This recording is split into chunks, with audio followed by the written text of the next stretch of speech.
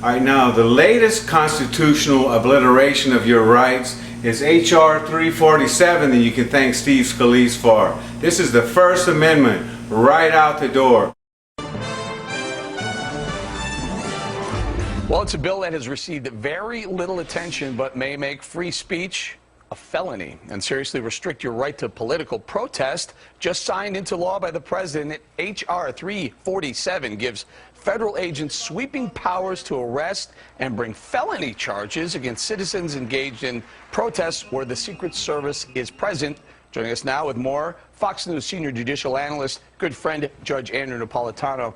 Judge, the thing that jumps out off the page, felony? Yeah, felony means more than a year in jail. This is not like a traffic ticket.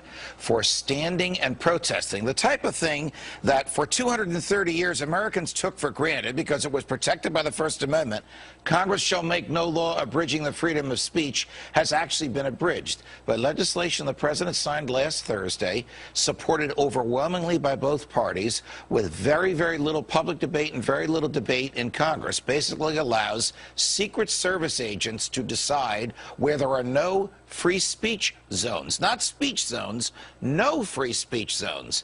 And anybody by the Secret Service can, protected by the Secret Service, can ask those agents to ban protests wherever they are. So I can think of 3 violations: speech violations, association violations, the right to petition the government for a redress of your grievances. What good is free speech if the people in the government are so far away from you that they can't hear you? Judge, what about keeping our elected officials safe?